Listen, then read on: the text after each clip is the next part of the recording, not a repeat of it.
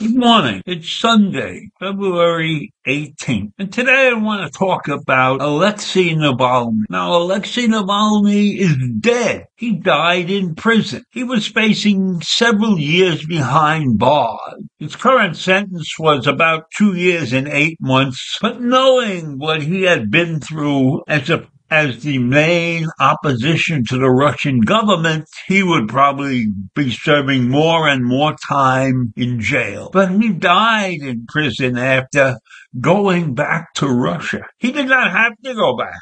He survived the 2 attempted murders by the Russian government, so he didn't have to go back to Russia. But he chose to go back. And as soon as he returned, they sent him off to prison, somewhere in the Siberian area. Now, the Kremlin has been his enemy for years and years. He was banned from the airways. He could not speak in public. He was accused of staging his own death, and the Russian government unleashed propaganda against him constantly. Government accused him of being far-right, that he was a far-right ethno-nationalist, that he was against the Russian form of government. And he probably was against the Russian form of government when you have a dictator like Putin in charge. And the socialist magazine Jacobin published an article branding Navalny as an anti-immigrant nationalist who could not be trusted. And a British journalist who covered European activities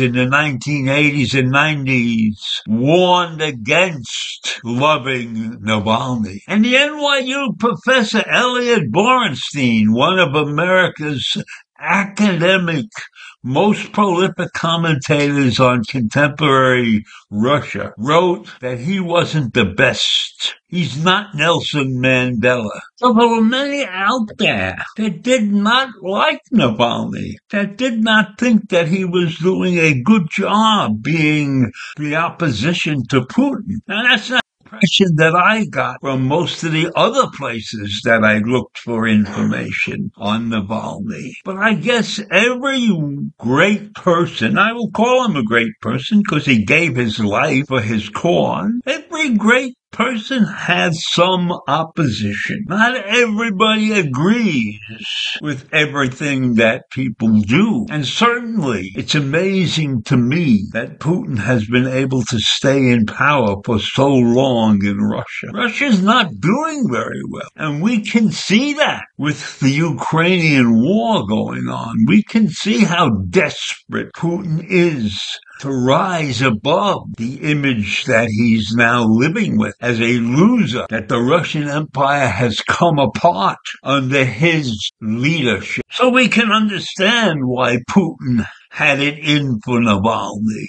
But recognize the fact that there are academics and politicians who have nominated Navalny for a Nobel Peace Prize. Now, that's not an easy thing to do, to get nominated for a Nobel Peace Prize. And Lech Walesa, the former Polish president and the leader of the Solidarity trade union movement, received the prize in 1983, and he's one of the people who was launching this effort to get Navalny a Nobel Prize.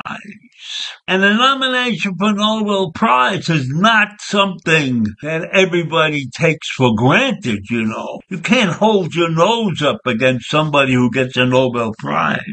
And there are many who are conflicted somewhat about Navalny, not sure exactly which way he's going because his career has not been a straight path. He's had several missteps along the way, but his political evolution took a long time. He started in 2007. He left the Socialist Democratic Party Yabloko, where he had served as the deputy head of the Moscow chapter, to start a new political movement.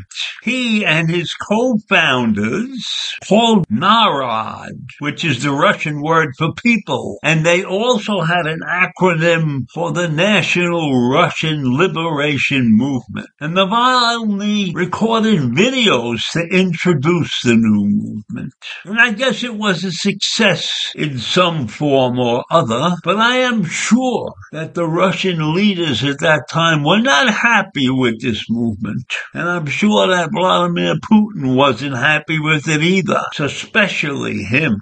So Navalny went through several different iterations to come to where he arrived at before his death. And those iterations you can look up. But it wasn't a straight line to get to the position where he is in. And finally, Navalny tried to imagine a post-imperial Russia that was founded based upon the national identity, not Putin's brand of nationalism, which is founded on this nostalgia over the great Russian Empire when it owned all of those little countries that now surround it. Navalny's position is rooted in the fundamental right of self-determination. And that basically means elections, fair elections.